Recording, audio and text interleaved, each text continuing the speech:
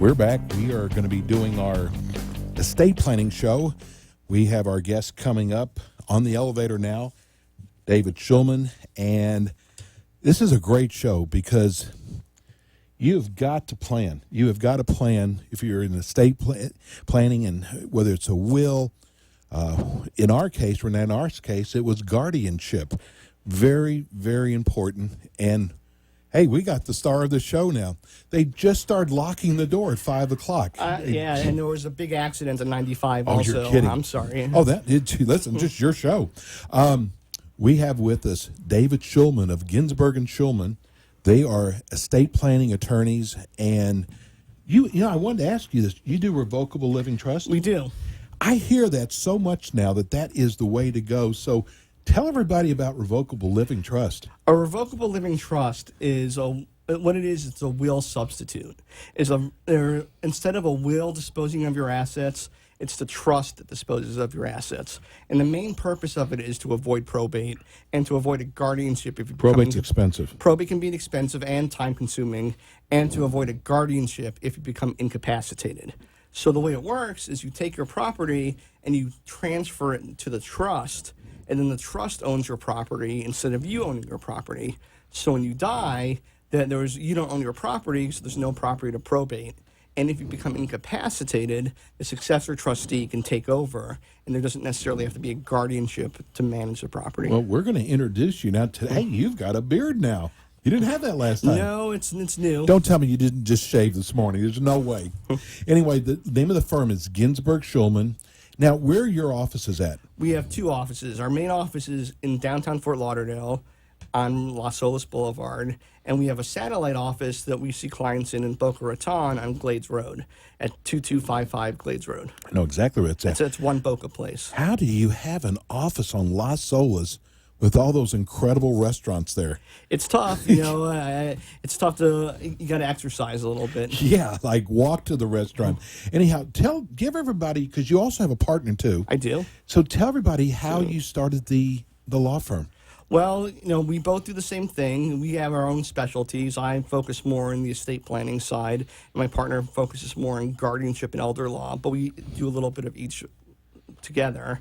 And we were both solo practitioners. We both had experiences in big firms, and we were both renting space in the same office area, in the same executive suite, where I had my solo practice and she had her solo practice. And we started working together, and more we were working together, and we eventually formed a partnership. It's sort of like, dating before getting married. I got you. Well, today we have about 300 people listening to the show whose kids are either special needs or autistic. And here's why they're listening today. Some of these are around 16, right, 17 years old. Do you know what I'm getting ready to say? Sure. I'll let you go ahead. They're getting ready to turn 18. And we told everybody about you being on the show every month. A lot of parents did not realize what happens to their kids when they turn 18. They become adults, and they become legally... like a ward of the state, in a way. Well, it depends on, how much they can take care of themselves or not. Some of them do have capacity to manage their own affairs. Sometimes they have to do what's known as a full guardianship, in which the parents will go in and petition to be appointed the legal guardian of the person. And sometimes you can do, for certain circumstances, what's known as a guardian advocate, where you don't necessarily need a lawyer. Right. You can go in and become the guardian advocate of a child who has autism. And that's tough. That's what we did, David. It is really tough because you're going into something you know nothing about, and I think you really need the help of an attorney. And you can always use an attorney, but... Because, for example, our daughter, she's high function, right? But she could never manage by herself. Sure. How old is she? She's 22. Right. But it's the strangest feeling when they turn 18, and basically this is what it felt like. Just the state owns them. I mean, we have to do reporting every year, and which is good. I mean, the state is checking up, but it's a strange feeling because it's kind of like they can tell you what to do, right? So with your daughter. You got to do an annual report, and do manage her money also. Maybe you have to do an annual accounting. I'm gonna tell everybody, get an attorney. I'm telling you, the advocate is fine. I mean, you can, but you don't know what you're doing, and we didn't get a lot of help from the county. Right. So I would say, with all the people listening today, I want to, I know your partner handles guardianship. Right, but, I do, we both do. So let's say, when should they start planning this? Because we didn't know anything about it until she turned 18, and we started getting letters in the mail. Maybe 6 months out. About 6 months out. When if you have a minor who you know that when they turn 18, they're going to need a guardianship, 6 months out, you can go and contact a guardianship attorney. And you've got to do this because, our daughter could not make decisions. There's Right. no way. And the state basically makes decisions for you. So when you're a mother or a father, it's like, this is my child. It's a very strange feeling. And not knowing was the hard part. Right. Not having anyone there to guide us. So, the advocate, I think the only thing I saw good about the advocate, it's going to save you some money. Sure. And you can do a full attorney. You can do a full guardianship also, and get an attorney and Exactly. have yourself appointed as the guardian. But there's a lot of people, because there's so many kids, just autistic kids. I just saw the numbers.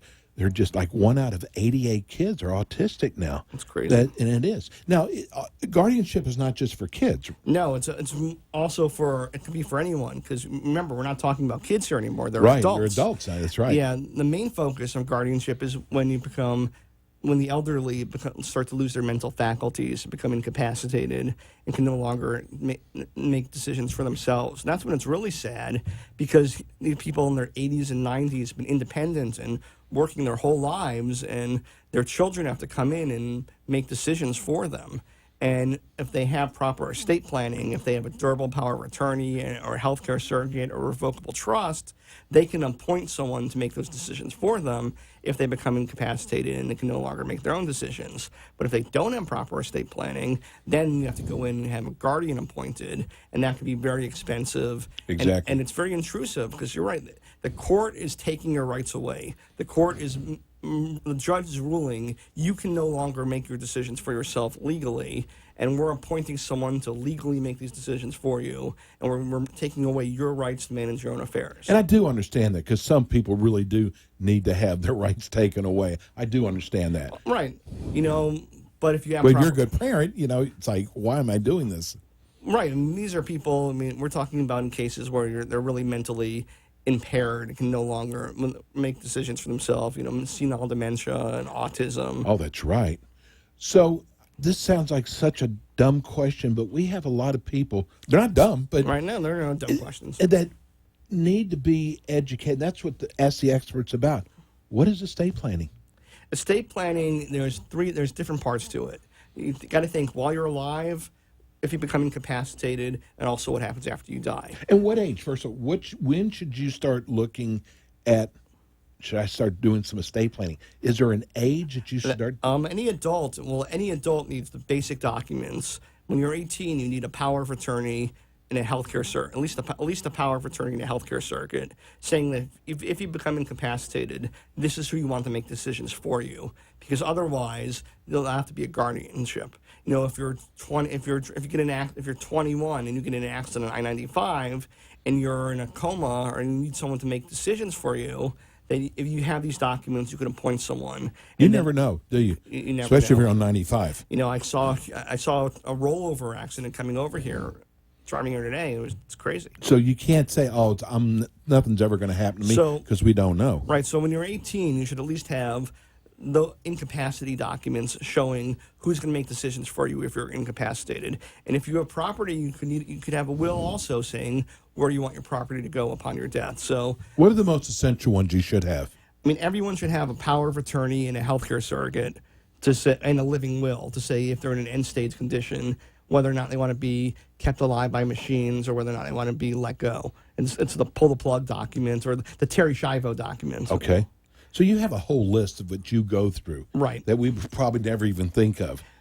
Sure. So estate planning is while you're alive, you want to be able to control your own property and control your own affairs. So you're alive, you're healthy, you have your full mental capacity, you want to run your own life. You don't want anyone else running it for you, which makes sense. Yes. And then if you become incapacitated, you want to be able to have someone take care of you and your loved ones.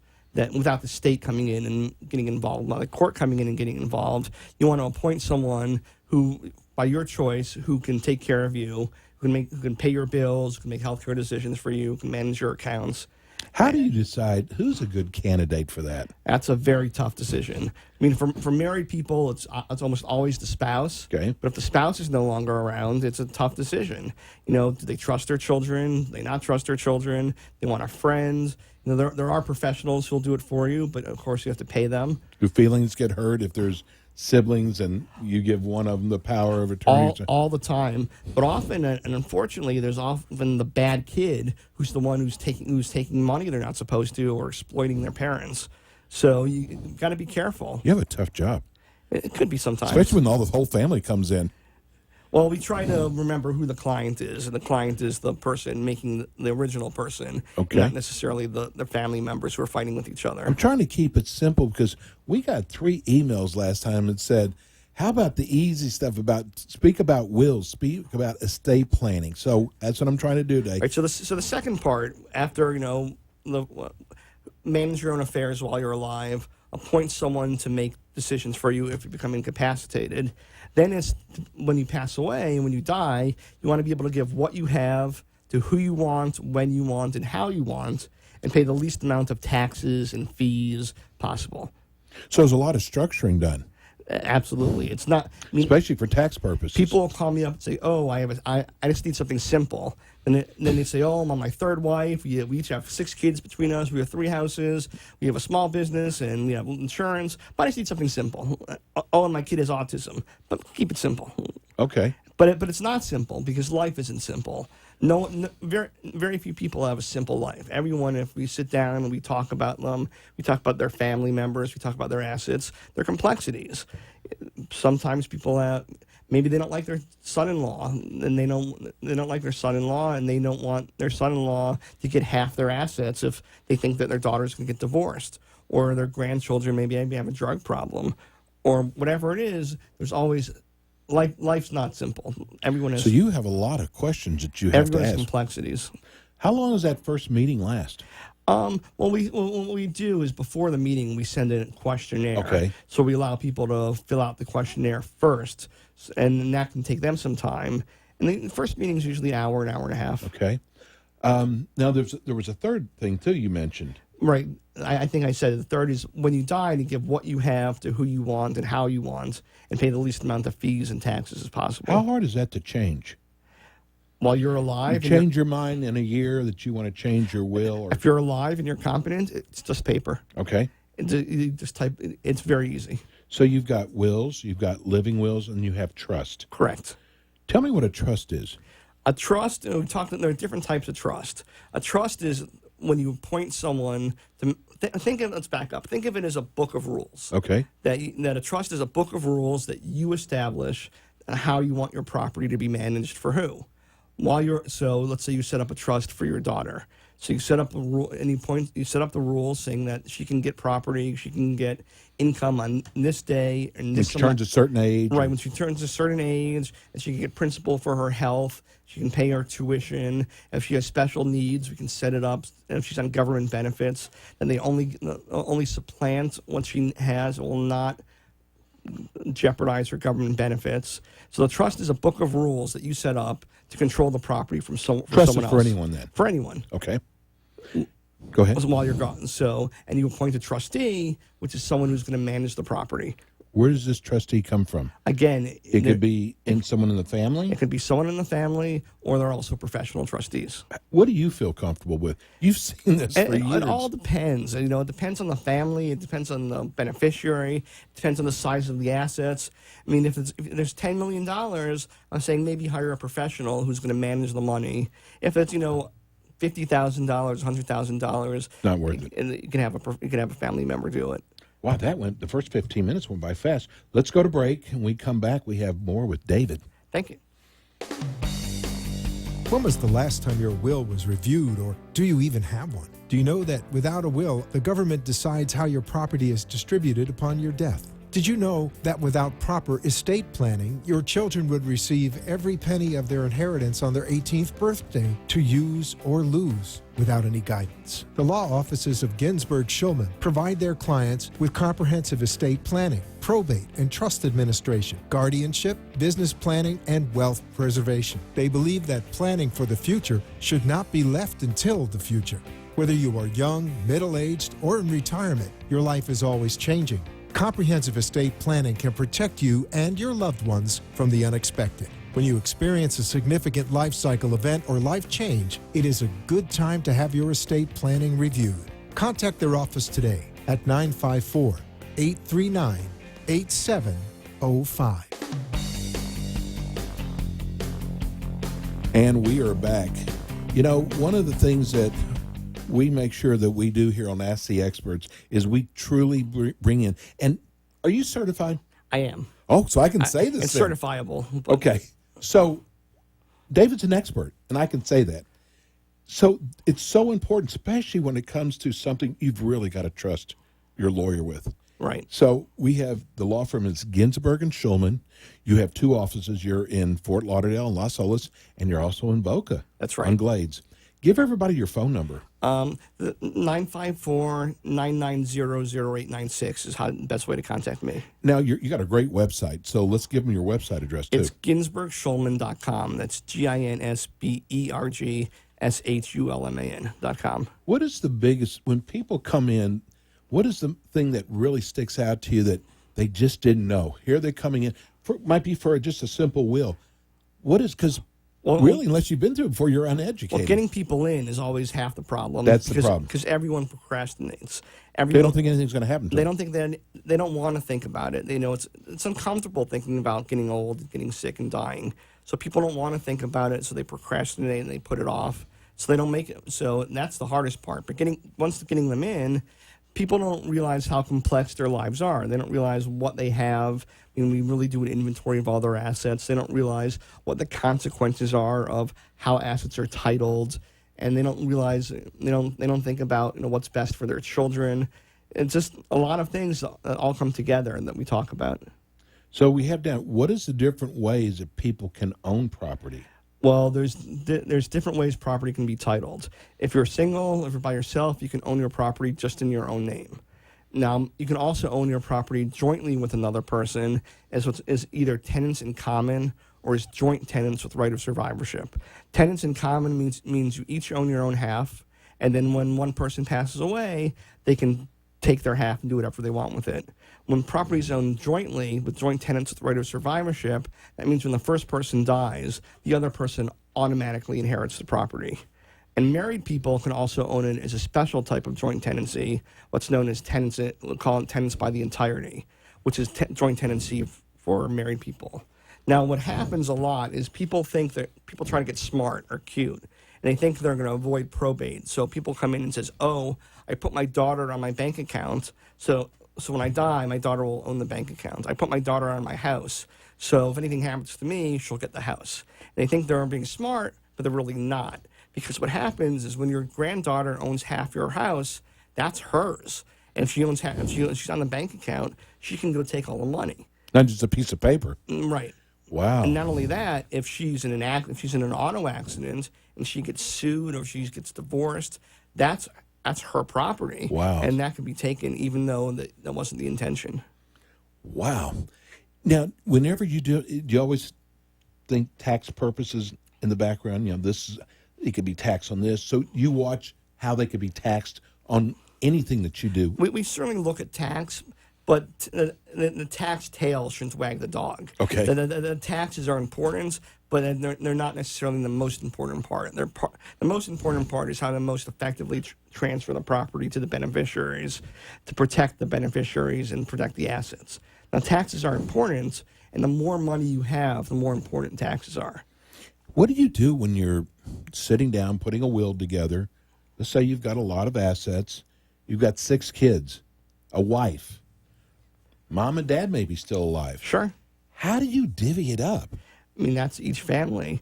So it's strictly up to, I mean, you don't help at all, like you might think about this, or you might. Well, I certainly talk to them. Generally when you're first married with common kids, it's everything goes to the spouse on the first death, and on the second death, everything goes to the kids equally. But when you have multiple marriages and you each have children from previous relationships, then it becomes more complex because especially when there's a vast age difference between the spouses, because if there's a 20, 30-year age difference between the spouses, you don't want to wait until the second spouse dies to give anything to the first spouse's kids, because they could be waiting 30, 40 years and they'll get nothing.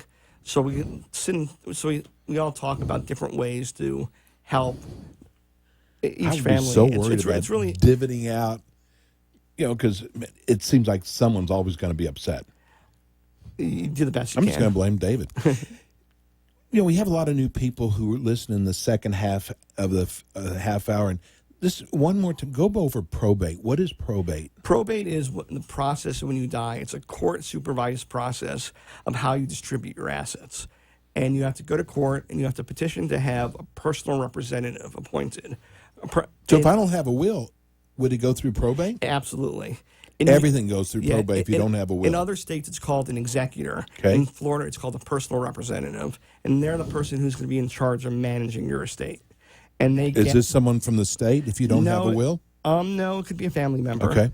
And they're responsible for gathering up all your assets, for marshaling your assets, identifying any creditors, anyone who you owed money to at the time of your death, paying off the creditors, finding out who the beneficiaries are, and distributing the property of the beneficiaries. And you have to tell everything you're doing to the court.